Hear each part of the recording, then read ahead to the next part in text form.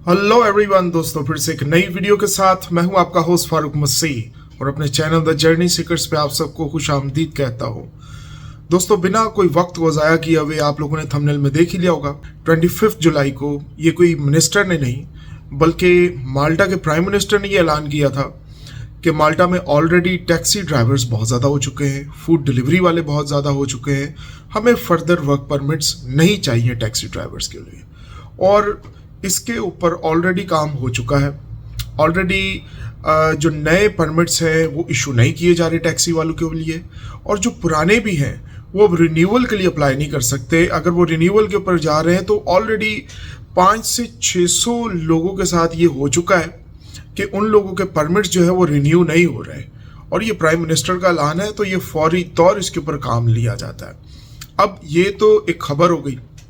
अब इस खबर में कुछ चीज़ें जानना जो है बहुत ज़रूरी है आप लोगों के लिए, जो नए आने वाले हैं उनके लिए भी और जो ऑलरेडी मौजूद हैं उनके लिए भी, कि आप इस प्रॉब्लम को सॉल्व कैसे कर सकें और ये प्रॉब्लम की वजूहात क्या है। तो सबसे पहले हम डिस्कस करते हैं इसकी वजूहात जो ये है कि इसमें डायरेक्टली थर्ड नेशनल्स नहीं इन्वॉल्व होते, जो हमारे साउथ एशियंस हैं या जो कि EU से बाहर से हैं। ये उन एम्प्लॉयज़ की प्रॉब्लम नहीं थी, ये उन करप्ट कंपनीज़ की प्रॉब्लम थी जिन्होंने ये किया कि अपने एम्प्लॉयज़ की सैलरी जो है वो 800 यूरो शो करवाई और इसके 1000 यूरो के अंडर। अब इसके ऊपर माल्टा गवर्नमेंट टैक्स नहीं लगाती, इसके ऊपर सिर्फ सोशल सिक्योरिटी कटता है जो कि 100 से 110 यूरोस कटता है। तो बाकी जितना टैक्स बच रहा था वो लोग अपनी जेब में डाल रहे थे। तो इस सबसे ये एक बहुत बड़ी करप्शन का, टैक्स करप्शन का मसला है। अब इसके अंदर डायरेक्टली वो एम्प्लॉयज़ तो इन्वॉल्व नहीं थे क्योंकि उनको तो नहीं पता, क्योंकि वो भी किसी थर्ड पार्टी के जरिए ही काम कर रहे हैं। डायरेक्टली यहाँ पर काम नहीं हो सकता अगर कोई थर्ड नेशनल यहाँ पर आकर काम करता है। अब इसके ज़रिए कुछ कंपनीज़ हैं जिन्होंने 300 एम्प्लॉयज़ रखे हैं, जिन्होंने 500 रखे हैं, उनको इस वक्त ब्लैकलिस्ट किया है, उनको बैंड किया है और वो नए एम्प्लॉयज़ को नहीं रख सकते। और फर्दर जो यहाँ पर ऑलरेडी टैक्सी ड्राइवर्स हैं उनके परमिट्स रिन्यू नहीं हो रहे और उनको स्ट्रगल करना पड़ रहा है। ये तो एक फ्रेज़ मैंने आप लोगों के सामने रखा है कि ये परेशानी जो अब फेस आ रही है थर्ड नेशनल्स के लिए। और एक बात बताता चलूँ, ये थर्ड नेशनल्स के लिए परेशानी है। ऑलरेडी जो बंदा है जिसके पास माल्टा का लॉन्ग टर्म है, ये उसके लिए परेशानी नहीं है क्योंकि वो तो वैट के ज़रिए ऑलरेडी जब उसका काम ख़त्म होता है साल का तो हर साल में टैक्स भरता है। तो जिसके पास लॉन्ग टर्म है ये उसकी भी परेशानी नहीं है, बशर्ता ये उसकी भी परेशानी नहीं है जिसके पास EU के डॉक्यूमेंट है, चाहे किसी भी EU के कंट्रीज़ के।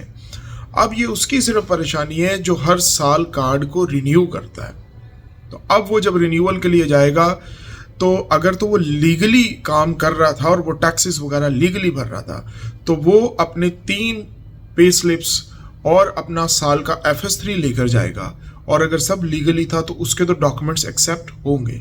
अगर वो इलीगली कर रहा था, जैसे मैंने आपको बताया कि जो कंपनीज हैं वो कम सैलरी शो करती रही हैं, तो फूड कोरियर वाले और टैक्सी वाले ये दोनों इस चीज़ से सफ़र करेंगे क्योंकि काम तो वो 2-2 हज़ार का कम करते रहें और सैलरी सिर्फ 800 शो करवाते रहें, तो बाकी जो टैक्स भरता था वो कहाँ चला गया था।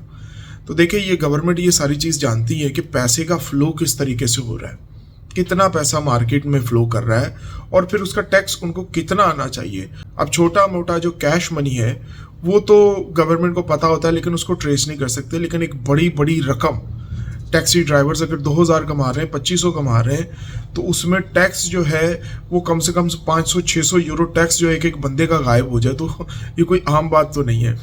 तो एक तो ये चीज़ आई। अब इसको ओवरकम कैसे किया जाए, किस तरीके से हो। एक तो पहले रास्ता मैंने आपको बता दिया कि पे स्लिप्स, आपका FS3, आपके साल के टैक्सेस वगैरह भरे तो आपका केस नॉर्मल है।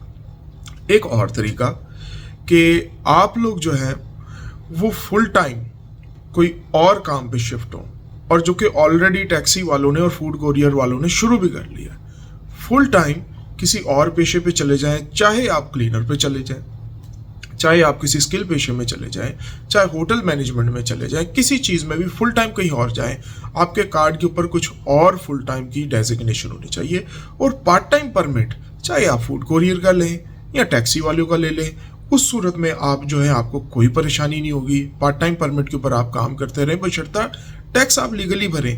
अब अगर टैक्स अगर आप नहीं भरेंगे तो फिर चाहे आप पार्ट टाइम वाले में आपके डॉक्यूमेंट चेक होते हैं तो आपके लिए परेशानी होगी। लेकिन इस वक्त जो रिन्यूअल ही नहीं हो रहा तो उसके अंदर ये कुछ शर्तें हैं, जो अपने लीगली सारे डॉक्यूमेंट शेयर करवा सकते हैं गवर्नमेंट को, वेरिफिकेशन करवा सकते हैं, उनके लिए कोई परेशानी ही नहीं है। जो लोग भागते फिर रहे हैं और क्योंकि उन लोगों ने टैक्स चोरी किया है उनके लिए परेशानी है। इसमें माल्टीज एम्प्लॉयर्स को बहुत बड़ी परेशानी है और ये परेशानी सिर्फ यहाँ तक महदूद नहीं है।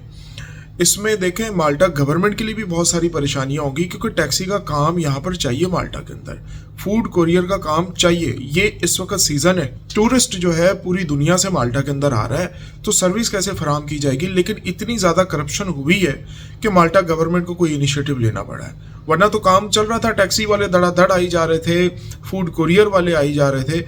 लेकिन यार जब करप्शन इतने बड़े पैमाने पे होगी, यूरोज़ हैं, अब यूरोज़ को ट्रेस करना कोई ज़्यादा मुश्किल नहीं है। जो यूरोप की पार्लियामेंट है उसके अंदर इजीली पता चल जाता है कि माल्टा के अंदर करेंसी कितनी फ्लो की है। तो इस चीज़ के ऊपर और भी जो कंट्रीज़ वाले हैं वो ऑब्जेक्शन लगाते हैं कि ये जी इतना ज़्यादा पैसा गया तो टैक्सेस उस तरीके से क्यों नहीं वसूल हुए, और ये बात माल्टा गवर्नमेंट के आगे आ जाती है। इसके ऊपर कोई भी रेसिस्ट चीज़ नहीं है, ये सारा मनी लॉन्ड्रिंग और ये टैक्स के ऊपर बात है। उम्मीद है कि ये आपको टॉपिक समझ आ चुका होगा। मज़ीद ऐसी इन्फॉर्मेटिव वीडियोस के लिए प्लीज़ मेरे चैनल को लाइक, सब्सक्राइब और शेयर करना ना भूलिए। Thank you very much. Good bye.